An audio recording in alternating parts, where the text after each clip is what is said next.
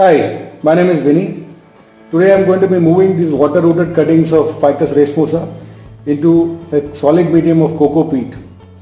These cuttings have been in water for the last 2 months, and these roots and many of these leaves are completely grown in water. And my initial plan was to have this permanently growing in water, but I got sick and tired of doing this. It's a high maintenance work.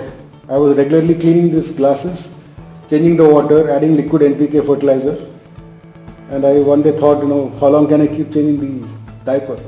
So it has been high on the maintenance part. So now it's going to go into a solid medium. These leaves are already miniature because my parent tree had miniature leaves because it was kept in a container for the last 1 year, and that benefit has been passed on to these clones of that. So let me show you a closer look of this. Rooting cuttings of ficus is very easy. Practically anybody can do it. Just keep the cutting in water for about 2 weeks and you should start seeing roots appear, and keep changing the water every few days. So it's not a big deal, and I have had more success in water than in a solid medium. But getting success in water rooting is different from having a successful transition to a solid medium, and that is where I have failed in the last couple of attempts. So there was a nice fig tree cutting which I had obtained, about 10 cuttings. Many of them were easily and successfully rooted in water, but most of them failed in a solid medium, in a mix of my bonsai soil mix. They failed. So the lessons I have learned from that is that you got to do this transition gradually. So from a wet medium like this completely, it should not be moved to a relatively drier medium of soil.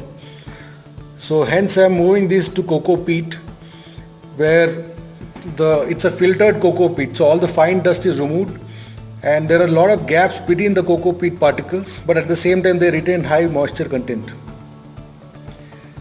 So that is very crucial point to remember. Do the transition gradually. I'm going to add coco peat to this. Just a few grains.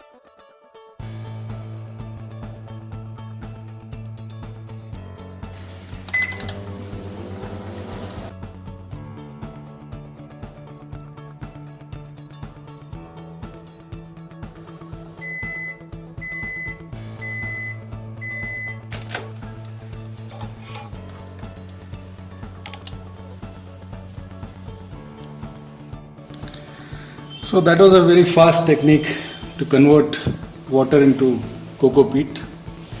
I hope you like that trick.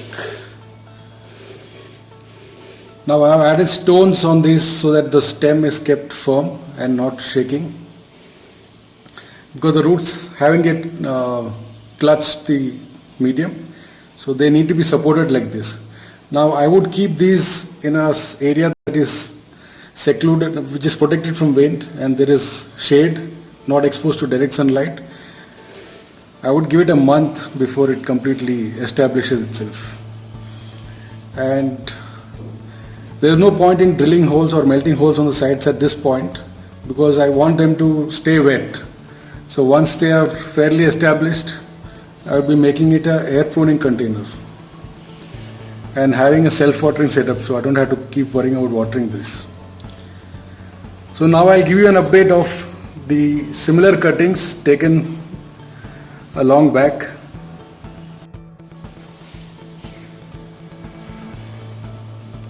So these are the cuttings that I was growing as mini bonsai. They were all water rooted and moved to coco peat about a month ago, more than a month ago.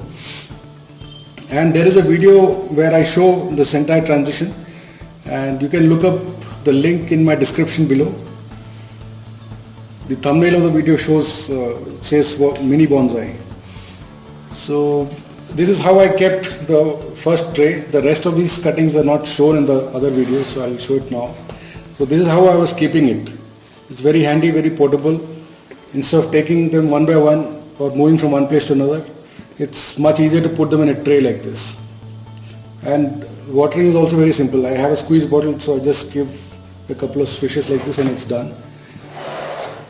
Same deal here. And all these fellows have, all the trays have coco peat fine dust of cocoa peat on the bottom. So the excess water drains out from the pot and keeps that area moist. It also encourages the roots from here to get into that medium. And I periodically lift these and cut off the roots from the base. So the roots, the primary function is to have the roots come out and keep pruning them, and also it prevents a dry out. In case I forget to water this, there is still some moisture available there, and the plant can get that excess moisture from the backup medium. I don't have drainage holes on these, so if there is any excess water, it stays there. And as you can see here, the roots have come into this and they have started spreading around. So I'll lift and show you the condition here.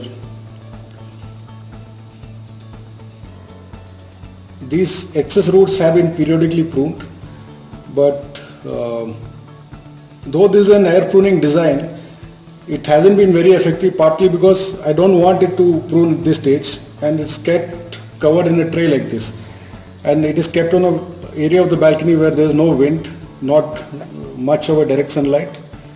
So this is a stage where they are trying to establish into a solid medium, and unlike the previous time, they don't have water all the time. So this is the adaptation time.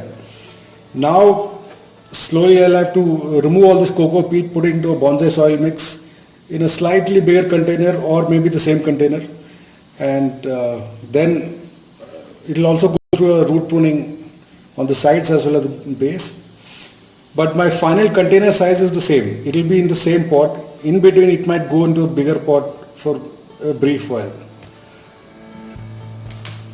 Look at this. So these will be cut off, and let me have a look at this. So what I'm noticing is that instead of the roots coming down, a lot of them have not only spread this area, the bottom half, but they are now jumping out. And the top surface was covered with stones. Those have been removed now. Some of them have it. In this case I've removed it. So the roots, actually look at this. They are actually coming out into the air, making contact with air. Check this out. Some serious roots happening here. Look at this. Wow. Now the cocoa peat dust does not have any nutrition, but the water I am giving once a week, I add liquid fertilizer to that and give them. So that excess water tends to remain in the sand tray or the cocoa peat tray. So these roots will be pruned. I'm just showing you that having multiple holes on the base of the pots allows this to happen. So every time I prune, more roots come out, and slowly I want all the holes to have roots coming out from them.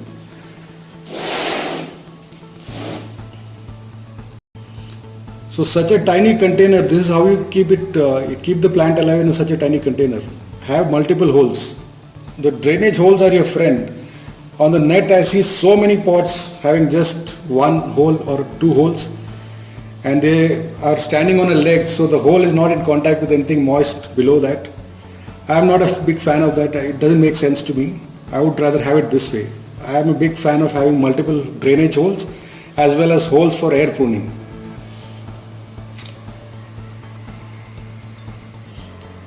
Now I have a choice of allowing these roots to grow into a solid medium below, where it is allowed to get into something like this and periodically pruned, or I could have a water container below this and let the roots grow into water. In water, the roots tend to grow much faster, and they add a healthy growth on top. And there is a video called Rain Tree Seedling on my channel. Please have a look at that. That is where I have allowed the roots to escape into water. So part of it, that's called hydroponic technique, where the top is soil and the bottom section is water. So the same plant has roots in both the mediums.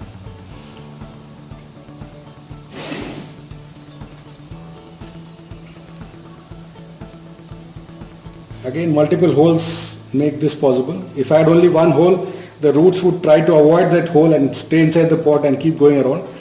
Even now it has done all that stuff. But this is a stage where they're protected from, I do not want air pruning. I'm just probably repeating myself, but you get the idea. So all these will have to be repotted. I will take out the peat completely and put the whole lot into bonsai soil mix.